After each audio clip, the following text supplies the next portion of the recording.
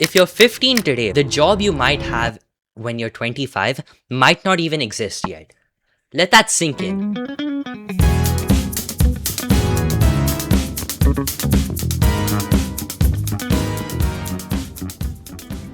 Hello guys, welcome back to another episode of the Bleu Trudge. This is episode number 8, and today we're talking about jobs in 2030. In this ever-changing world, what could be our job in 2030? Like, we will never know. No, wait, closing doors for autonomous cars. Whenever someone leaves a Waymo, you go and close the door. We're gonna talk about this, okay? Will we ever become AI servant, right? We'll talk about that, but we have 3 main questions to answer in this video. Will AI ever take our core jobs? Is university still worth it?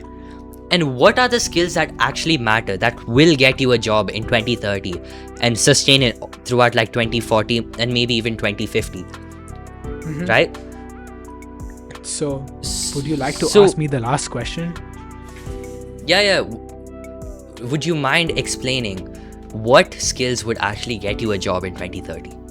Okay, so I think Saashrik already knows I'm like addicted to AI, basically, right? I'll put up an email of ours on screen. Yeah, Saashrik, whenever he talks to me, he just talks to my AI, bro. In my opinion, the skills that really matter are if you can break down problems and if you can apply systems to, solve those problems. It's not even about like if you know the technical stuff, you just need to know what the problem is and how to solve it. Like editing a video, right? You gotta know what steps go into editing a video as opposed to like how to use DaVinci or whatever. Okay. Basically, just repetitive tasks like coding, right? This morning, I just opened Claude and told it to generate a website, and it did it for me like 1,400 lines of code, including like all the animations. I remember like with all the animations, and it looks really professional, right? I can publish this website and get a lot of traction for whatever I'm trying to do, right? And then looking back, there's so many people on Fiverr and like just freelancing or actually having a job in large companies where they are paid long term for the skill of coding that they have, and then that's just wiped away by AI in 5 minutes. That can do 1,400 lines of code with 0 mistakes and gets me what I want to do. Yeah. Well, in my opinion, I think it's cheaper to pay a human, especially in India, because like the subscription GPT is Pro costs 10,599 rupees. OpenAI, please do something about this. No, I think it'll change in like a few, because like already if you use DeepSeek instead of ChatGPT or Claude, it's like way cheaper, right? But yeah, at the moment it's more expensive to just. It's cheaper and probably the guy you pay is probably going to be using AI anyway, right? Yeah. But like, come to think of it, if you do invest in like a higher GPT model or just a plus subscription of any AI, it's going to cost like 10,000 rupees. You can spend 4,000 for just that one specific task, or ask AI to do the website in like a day or 2, and then use the rest of it to work on like all your other stuff like stock market or something. Yeah, that makes sense. So like better value for money? I mean, it really depends on the use case, but I feel like right now paying someone is cheaper than using AI. But I think it'll change, most likely. whenever there's an AI debate outside of the podcast, there's just this one point that comes up to me. Around 50 to 70 years ago, before World War I, when industries came up, there were many people, almost everyone, who just absolutely hated industries because they thought it would take away jobs from artisans. But then if you went back 100, 200 years ago, and then you told a 15-year-old child like us that when you turn 25, 30, 40, you're going to be working in a closed room on an assembly line, assembling products, they wouldn't know what that meant. Dude, the 15-year-olds you're talking about would have been drafted into war, okay? What are you gonna tell them? No, this was before World War I. Yeah, you do raise an Not interesting during point. World War I. You mean the 15-year-olds who don't have education, who don't have enough education, they don't have education from today's point of view. But in their point of view, Okay, the fine, only bro. education they needed was taking care of You're them wasting farms. my time, bro. Let's go forward. Okay. It's your problem. You forgot to turn on your headphones. Go fast, bro. Okay. I have to watch the match. And now fast forward to today, where if a time traveler did come up to us and told us that in the future you're going to be a virtual reality designer or like an AI trainer, I wouldn't know what the hell that means. Well, But like, that is the future. We just have to wait till 2035 to find out what that means. yeah. One thing interesting. There's this guy called Gary V. One thing interesting I heard from him was like he was talking about this. Like right now, it may seem uncertain, right? But if unemployment goes about 30%, goes into 40%, there are going to be riots. There are going to be lots of instability. Like, in history, what do we learn? Like whenever there's like high unemployment, it creates way for radical governments, right? Subsistential crisis. Yeah, exactly. There's going to be like a radical shift in how we live. Whether it is forcing AI to be taxed higher or giving people a universal basic income, Or just limiting AI. Nerf it. Yeah, exactly. That's probably what will happen. One of those things will happen, right? Yeah. So, But like, really thinking about it, nerfing AI, it's like nerfing computer science and like nerfing, humanity as a whole. Like what do you call it? The step forward. Step into the future. That's what happens in the movie The Creator, right? Like the US bans AI and China, India, all of Asia becomes one big country and they support AI and humans and AI live in harmony, Yeah. It's like saying, oh look, that one company is doing too well. We should probably ban that company. Like it's just stopping innovation. Like what are we doing? So absolutely, to that's really- exactly why I'm so pissed that they banned Fable 5. Fable 5 was too powerful. No. But like, to stop that situation, right, we need to talk about the skills that actually matter, that get you a job in 2030. I personally think, so what do you think they are, bro? Communication, creativity. Yeah, I think the skills are breaking down problems, being able to solve problems, finding problems, communication, Leadership. leadership, creativity, and being adaptable, learning new tools, learning how to prompt AI, at some level, at some point, I think it's gonna be like very user friendly, and there won't be a learning curve, right, for new AI tools. Yeah, like brain chips. You just think about it and it happens. Yeah, exactly. That's like a negative learning curve. You're born with it. You're born knowing how to do it. Exactly. Let's talk about the next point that I think we both are going to disagree on.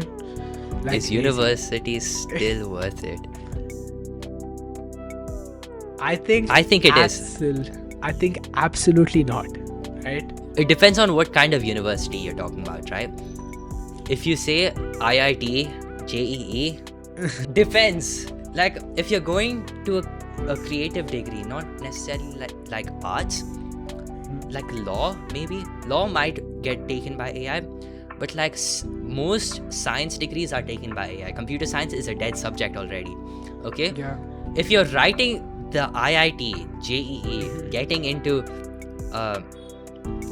IIT, spending like a lot of money, not getting scholarship, spending like 6 of the most miserable years in your life. No, I know friends who started training for JEE right now. I think all major universities, which IIT is a major university, they'll of course keep up with what is working, right? What is required. AI courses. Yeah, they'll probably have all of that. But some of the like smaller universities and colleges are gonna Who don't have funds. Yeah, they're gonna lack. And they're going to No, that's not what I'm talking about, right? I'm talking about the college courses that you take right now. University, if you take it right now, will it be profitable in 2030? Faster, Saashrik. Speak faster. Okay, let's start rapping, okay? Eminem, please possess me. Yeah. Okay, law might stay there, engineering, some fields, medicine will stay there, research will stay there, but like you can do research with AI. It'll probably be like AI will go hand in hand with most of these. But like if you talk about IIT JEE right now, and you want to do computer science, go to I know kids who are studying for it right now in 10th grade, and they've like absolutely destroyed their lives just to do computer science. Like think about it, will in 2030 2040 will you have a computer science or like a coding job? Exactly. Are you spending this much time of core years in your life just to have like a broken career? Exactly. There are already $1 million companies that are made by one person in their computer. Do you really think a CEO is going to hire you, or are companies really going to hire you if the top management can already do whatever you're trying to do? Right? You're literally competing with artificial intelligence. So like it really boils down to what courses are you competing with artificial intelligence and what courses are you going hand in hand with artificial intelligence. It's not like you can completely abolish AI. Yeah. Okay, and what should teenagers really be doing right now? Which ties back to the skills that you should be learning. Just learn a lot of AI tools. Okay. Honestly, I have a very hot take about this. I think the people who should be worried and should be proactive right now are the people who are 35, who are like 20, right? Who are gonna be who are not new in the job market, but they are like, quite they're still entry level, right? Those people are the ones who should be worried, right? I think teenagers should do teenager stuff. You know why I'm saying this? Because like by the time we enter the workforce, we'll know exactly what we have. Like the governments will obviously, like I said, 30% unemployment is unrealistic, right? And the governments are going to subsidize us. They're going to have a solution, right? Not because they're good, just because like they don't want riots, right? And dude, humans are adaptable.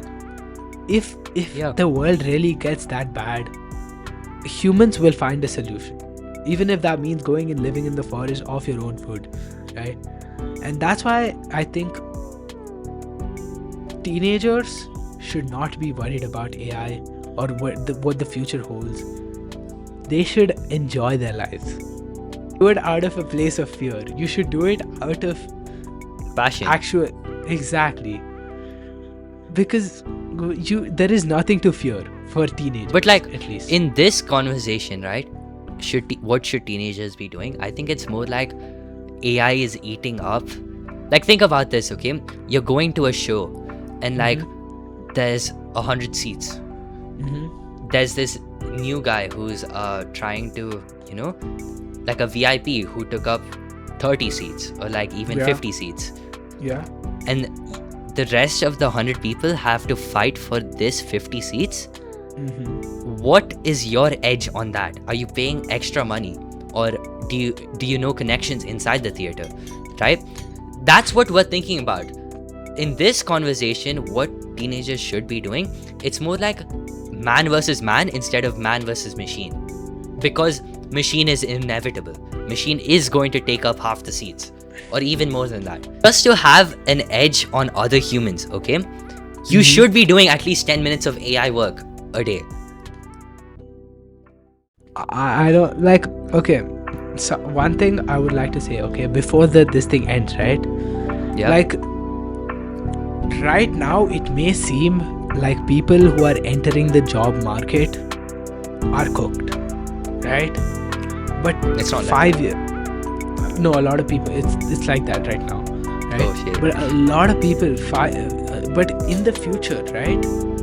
Would you really hire someone who's 15 years into the work experience, who doesn't know the new tools, right? Or would you hire someone who's new, who's hungry, who's willing to learn?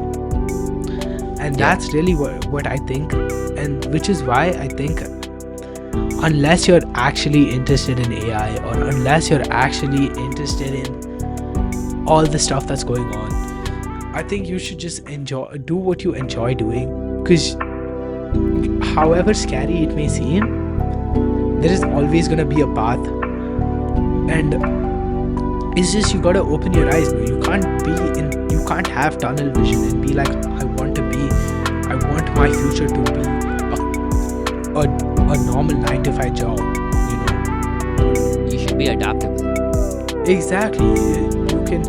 You can always look towards going into the forest and living like a caveman, or getting with your friends and buying land, and just starting your own village. I know it sounds like crazy, but like I'm telling you, this is what is the future, bro. It's really not about jobs anymore, because like jobs can always be more automated. And yeah, the future might seem uncertain, but I think it's going to be a good future. I see. Imagine in 2030, Yeah. some dude like pulls up into your DMs saying, Yeah. I listened to your advice, I enjoyed my teenage years, and now I'm a nobody. Bro,